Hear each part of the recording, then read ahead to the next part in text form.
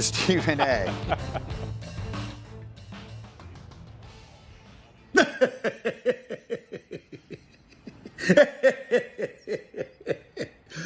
Howdy! I know you saw what happened today, huh?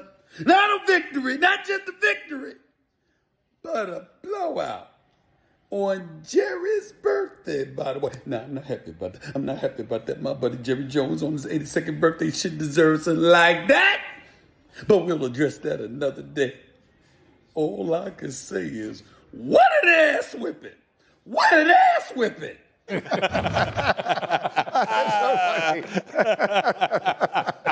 Stephen A. on his way, 90 minutes for First Take, and obviously he'll have a lot to say. And we opened with 18 minutes on the Cowboys today, and rightfully so. We'll have much more to be said about them. However, in the big picture, certainly as far as the 2024 NFL season is concerned, we haven't even gotten to the biggest story yet. What would you, the Lions won that game 47-9, Rex. How would you describe their day? Oh, man. I mean, they dominated the game, won the game, obviously, but might have lost the Super Bowl. That's how I see it. That's how good a player Aidan Hutchinson is. And it's just a darn shame because this kid right here, homegrown guy, D. Wood, you and I talked about it. Yep. Homegrown guy that takes so much pride in that team, that organization. Dan Campbell, hand-picked player, him and Penei Sewell, they represent this team so much. And so not only do you lose the best defensive player in the league, but you lose that leader also. And, you see how that team, they're going to try to rally around it. Try to rally around their great teammate and stuff like that. But, man, from a standpoint, like, this opens it up. Some of these other teams that had no chance against Detroit now has a chance. The best team in the NFC lost their arguably best player. And this is Super Bowl impactful, no question. This is like if the Chiefs lost Chris Jones. You were talking about a defensive player of the year candidate. And not only that, a guy that has absolutely completely changed the complexity of this organization. And no question believes that they can win the Super Bowl because of him. I hope and pray that he gets better. He's one of the stars in the league. The number one call is to the Las Vegas Raiders. If you're the Detroit Lions, can't let this window pass. You missed the window last year in a way because of a missed fourth down. You cannot let this window pass. The first call you make is to the Raiders for Max Crosby. The second call you make is to the Browns for Myles Garrett and/or Zadarius Smith. And the third call you make is to the Jets for Hassan Reddick. You have to trade for one of those 3 or 4 guys. Can I very quickly mention, to whatever degree this is relevant, that Shefty tweeted a little while ago that Hassan Reddick has signed a new agent. He's now with Drew Rosenhaus. How, if at all, that impacts this, I don't know, but it's worth mentioning that maybe that is a signal that he could be getting closer to playing again. So could that be a trade that they make? I don't know. Have to. Would the Browns be willing to part with Myles Garrett as bad as their season is? They need to get someone. Would you agree with that? That the Lions need to make a deal of some sort for some pass rusher to try to replace some, at least, of what they lose in Hutchinson? Absolutely, because you're in your window. You don't know when these things going to come around often. Like, when you're in it, you got to push your chips and go all the way in. And so you need to go out and go get it, because they don't have anyone on their defense that comes close to what Aidan Hutchinson brings to the table. So regardless of who you bring in, I don't think that none of those guys would be Aidan Hutchinson per se, what he means to the organization. I'm not saying from production. I'm just talking about like what he means to the organization. Sure. But my bigger point is, you're in your window. Don't lose the fact that you need to capitalize what you got going on right now. It has to be a culture. It has to be a culture fit. Sure. That is more important than anything else. Nobody values that more than Detroit. All right. And so, like a Max Crosby, that's a culture fit. Right. And I'll tell you what, Eastern Michigan product and all that type of stuff. He's actually talked about, if he doesn't play with the Raiders, he wanted to be with Detroit because he knows the culture fit. And then it's about the future, too. So it's not just about the present, it's about the future. But can you imagine Aidan Hutchinson and Max Crosby playing with each other? Yeah. Oh, my God. Well, for the rest of this season, I mean, this is a Super Bowl team. There's no question it's a Super Bowl team. They're not without Aidan Hutchinson. That's the point. Right. Are you, if you replace Hutchinson with a Crosby? Yes. That's the question. You can't win the Super Bowl without Aidan. You can if you get a Max Crosby. Okay, so Cowboys, awful. Lions, outstanding but awful news. Next game, Browns-Eagles yesterday. Strange game in so many different ways. We'll show you some good moments here from the Eagles. They're up 3-0. Welcome back, A.J. Brown. Worth every single penny. They cut his split down. They give him the space to run the fade. He wins at the line of scrimmage. Good throw, better catch.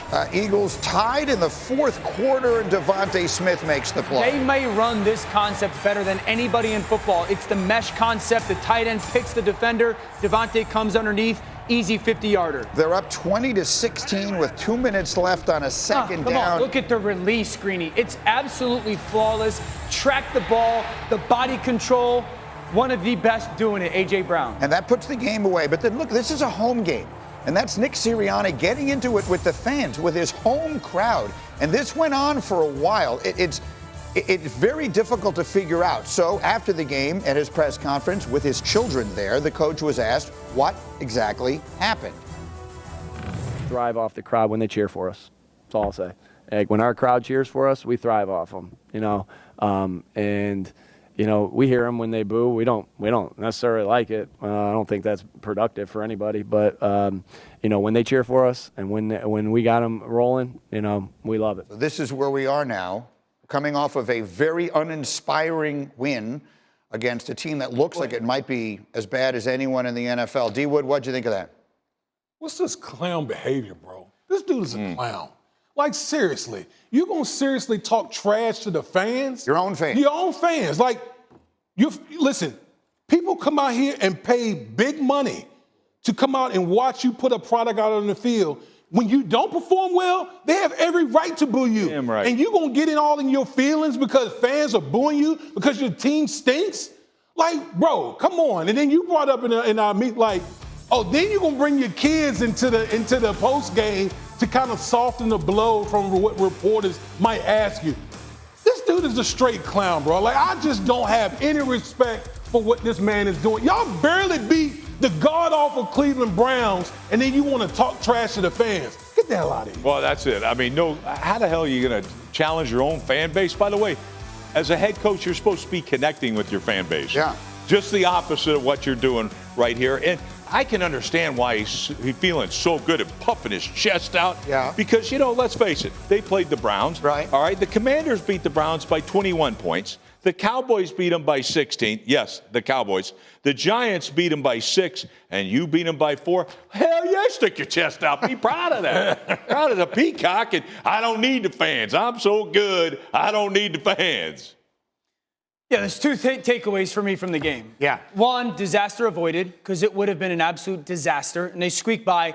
Two, it's the cleanest game that Jalen Hurts has had in a year. And there is meaning in that. There is positive in that. This is the first game, and I think 9 games, that Jalen hasn't turned the football over. I thought the zone read and the designed quarterback runs were back a little bit. We've been begging for that. That has been nice to see.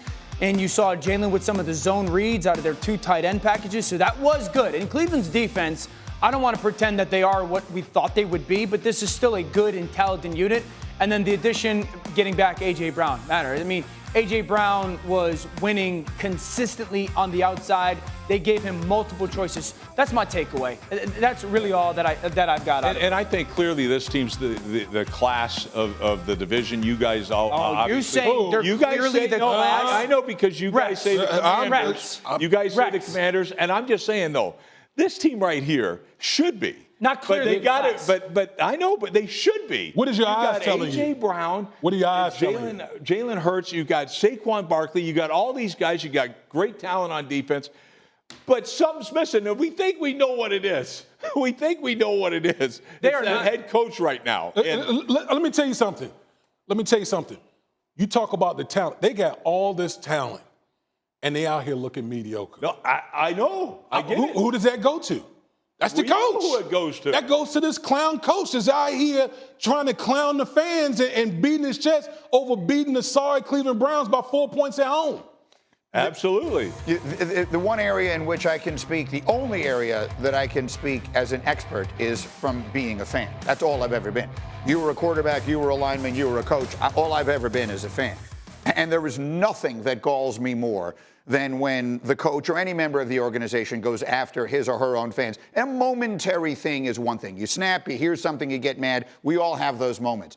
But if you actually just listen to the quote that or the soundbite that we just gave you, what Nick Sirianni is actually saying is, I love the good stuff, and I don't like the bad stuff. You know what? Life isn't perfect. Yeah. It doesn't work that way. You want to be the head football coach of a National Football League team? That's an unbelievable job. 32 people at any given time get the privilege of having that job, and 3,200 would kill to be where you are. And you don't get to say, well, I love it when the fans cheer for us, but I hate it when the fans don't. And then I agree with you, D. Wood, to then bring your kids, and look, he's a family man. I'm not in any way do I mean this aimed at his family, at his children, or anything else. But there certainly is something about, after a moment like that, sort of manipulating the tone of what your news conference is going to be by bringing children to it, so everyone is much less comfortable about asking difficult questions. I didn't like that move either. So I thought yesterday, for a team that won, I thought he had a very, very bad day.